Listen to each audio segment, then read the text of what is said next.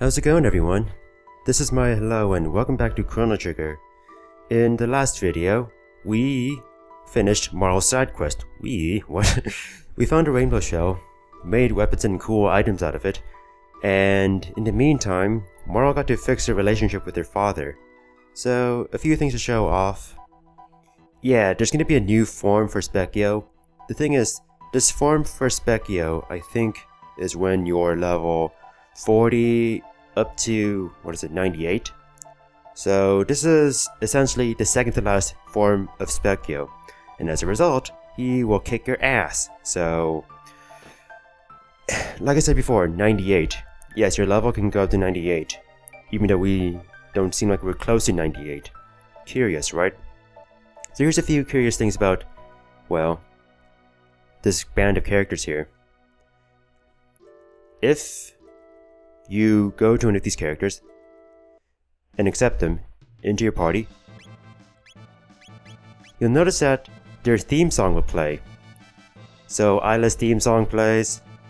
Let's bring Magus into our party. Thanks, Magus. I like how he's like, damn right, you're gonna be winning because of me. So now Magus's battle themes plays. So what if we get Marl into our party? Then it's the Chrono and Marl theme song, their happy song. Now the same song will play if you want to take Chrono into your party. No, I lied, it's the Chrono Trigger theme song. I'm shitting myself. So, let's see, Luca... It's the Luca theme, which sounds like the victory theme, but it's actually not the victory theme. But for all intents and purposes, it's the closest thing Chrono Trigger has to a victory theme. Remember, Chrono Trigger does not have a victory theme. So that is a curious thing about a JRPG with no victory theme. But like I said before, Luca's theme is the closest thing to a victory theme in this game. Well, with this glorious song, let's go to 600 AD, which is where we will take on our final side quest. Let's go, indeed, Marl. Now, before we begin the final side quest, well, aside from the final side quest, I want to go back to Guardia Castle because I forgot to get something. So excuse me. So go behind the throne to the left, and if you pick the red mail in the future, you can get the red vest. Now, the thing is, we have the ruby vest, which... Actually, what am I saying? The ruby vest is not the same thing as the red vest. So the thing about the vest is that, so the mail absorbs elemental attacks completely. Vests also absorb, but they give you half the HP instead of all the HP that you can get from it. Vests only cut damage, they don't absorb it. Same with the ruby armor. So the ruby vest, ruby armor, they cut damage, but they don't absorb it. So what is this giant sinkhole here? That's curious. So we want to talk to Fiona, who, well, has a side quest. Hi. That's nice. Good, you're back from the war. So, people in the future have talked about this lady here, who did her best in this time period to bring a forest into this barren wasteland. But as you saw in, let's say, the present, she did all she could to bring a forest into this area, but she failed. But we want to help her change that. As we have demonstrated, we can change the past and change the future. So we want to do our good deed and try to do our best to create a forest here. But how are we going to do that? And what is with the sinkhole here? Or quicksand? Well, let's talk to Fiona. Like, actually talk to her. The desert monsters are draining the life out of the soil here. Oh, so maybe the reason why a forest cannot grow is because of these monsters. So we can plant something to grow a forest, but these monsters are getting in the way. If there's monsters getting in the way, then maybe we can... Yeah, here's the seedling here. Oh, I didn't want to talk to you. I wanted to talk to the seedling. You can't actually do anything with the seedling, but But now Marco has some very important information. Those desert monsters hate water. You know what they also hate? Ice. You know what's funny about our party? All three of us can use ice or water magic, so let's go into the sunken desert. Oh wow, this looks like something out of Link's Awakening. Then again... no, Link's Awakening came before this game. Hello? Hello? Can't I go inside? Okay, that was weird. All I had to do was press A around. I don't know, I just had to press A. So, in case you're wondering, I'm kind of basing my knowledge of this game based on my previous playthrough of the game, which allows me to demonstrate how much of an expert I am. Like I said before, the thing I was disappointed with my Final Fantasy IX Let's Play was that, well, here's the thing, I mostly based my knowledge of Final Fantasy IX from, well, my previous playthrough, but I also based a lot of my knowledge, so I did play Final Fantasy IX before doing the Let's Play, but then I used H.C. Bailey's Let's Play as a reference. The thing is, aside from a few differences here and there, I was incredibly faithful to H.C. Bailey's Let's Play. So, Frog, you're walking on Marl's face. Yeah, so as a result, I kind of felt like, wow, I barely moved.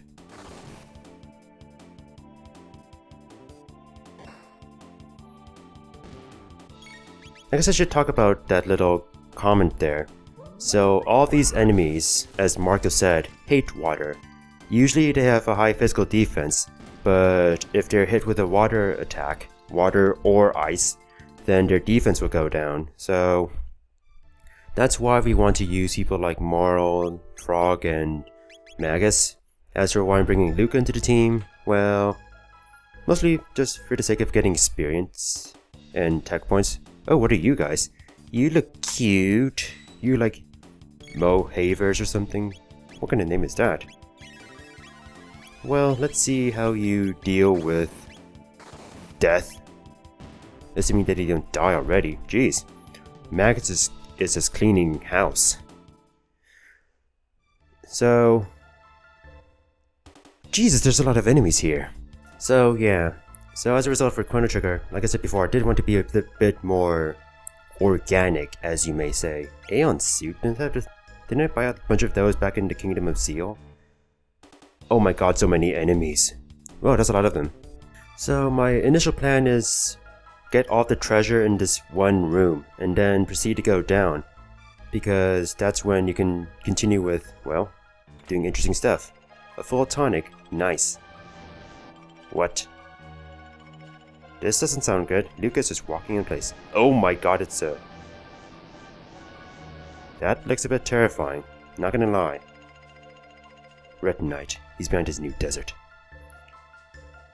So, this is going to be interesting. I'd recommend healing and preparing... You know what? Let me think about this for a sec. Okay, so I'm gonna be using Isla, Frog, and Magus. Now, I gave all of them red mails or black mails. I'm pretty happy that I found multiple red mails in this playthrough. Oh, did I already get that treasure chest? I did. Well, we can try to explore around here and get some money, some treasure, so much quicksand, oh my god. More treasure, nice. This Red Knight thing is being a bit annoying right now. Muscle ring? What is this muscle ring? I'm actually curious. Where can I find it? Well, I'm sure it has to do with physical strength. Here it is. Increases vigor. I forgot what vigor does in this game, but let me check it. Oh, hi, it's the Red Knight. I was like, let's get some more treasure in. You look familiar. Incredibly familiar. Remember him? This is essentially Zombor, back from when we were attacking Magus's army. And, well, it's good to see him, except he's tougher. Like, incredibly tough. I wonder if I can charm him. I wonder. So I'm charming from the core. Ooh, a speed tab, nice. Alright. So here's the thing with this boss. This boss is incredibly resistant to magic. How resistant? It will not take damage from magic at all. But water will lower its defense. And that is something that we want to happen. We want to lower its defense. So the strategy is to use some water or ice tech to lower its defense, and then proceed to do a physical attack on each of the individual parts. Now, remember Zombor, how it had a top part and a lower part? Well, now this boss has a top part, a lower part, and a core. The core, it heals the top and bottom halves, as you can see. Now, when it comes to deciding between the top, bottom, or core, when it comes to like who do you want to attack, I'd recommend going for the top half first, considering how the top half can be rather ferocious with its attacks. The bottom half is mostly alright. I think I want to charm the top half and see if it gives me anything useful. Oh, come on, Ayla! Jesus Christ. So, yeah, like I said before, I want to focus on destroying the top part first. And like I said before, this resembles Zombor, but it's very different from This is a very different fight. It doesn't use the same attacks it did. It's not really a collection of the dead anymore as much as it's just... Oh, that's some damage. Let me try to charming again and see if it works this time around. Okay, it's working. What do I get? Alright, screw charming. I brought Ayla here for one reason, and that's to do physical attacks. This is just disappointing, Ayla. Stupid Ayla. Not that you're stupid, but I mean, considering the time period you came from. Okay, cool. We destroyed the top part. So now it's not going to destroy us and wreck our ass. So what is the next plan of action? The next plan of action is... It's interesting. I want to take care of the core now. If you destroy the bottom part, then the core, if it's by itself, well, I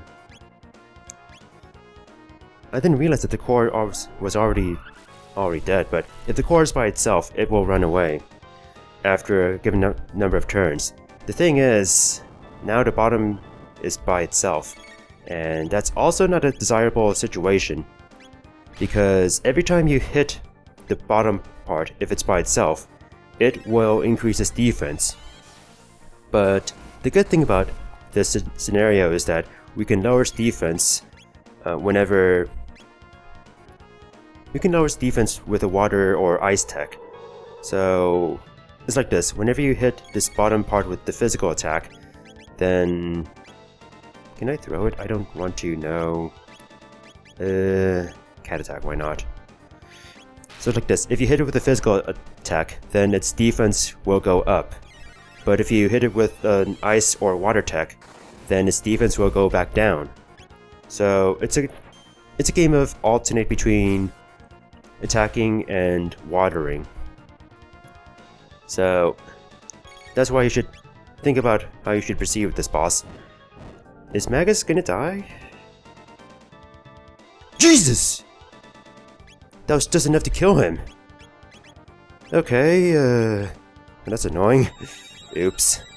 And just for being safe, full tonic. Actually, don't I have a tech that can heal him? I do. Duh. Why not just do that?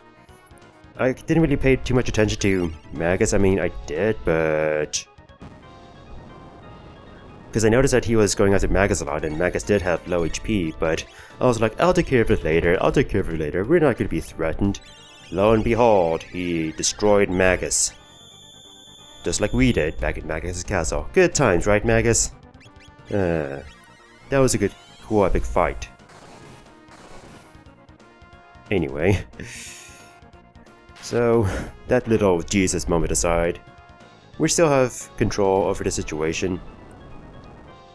As you can see, this boss is getting a little bit more annoying with being alive, but like I said before, just do the same thing over and over again. Use a water or ice tech and then have Isla use some physical attack. And you do notice that... Oh, nice! You do notice that water does absolutely nothing. So, the main point of using water is to weaken the enemy. Nice! Isla learned her final tech, Triple Kick. And I have to say, Triple Kick kicks ass. Like, I was waiting for Isla to learn this, because these two techs were kind of lackluster. In fact, there's a reason why I kept on using Cat Attack. It was like the only dependable one versus these four. But Triple Kick, oh man, Triple Kick. It's as glorious as it sounds. It's as glorious as I'm making it sound. Memory Cap, I think we got that already somewhere. And Full Ether. Now, is there another piece of treasure here? I think there might be... a tab or something like that around here. Well, I couldn't find what I wanted to find, which is fine. Now to get out of here. Thank you.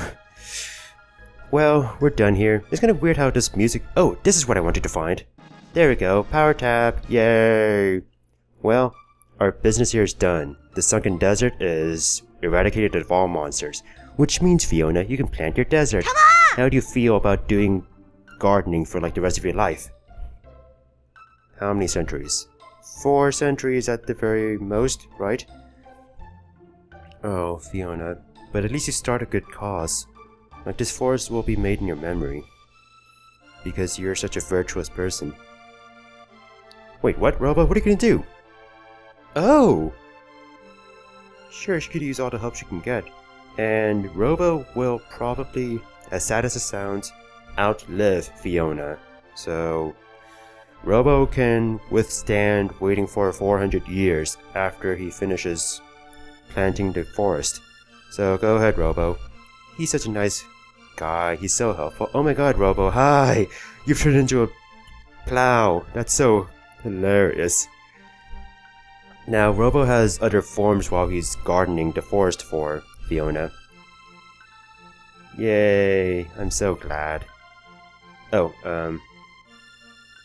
do you have anything else to say about this situation? Hey, I mean, we're about to win the war, since, you know, we have Robo here being... Look at him just being an epic watering can.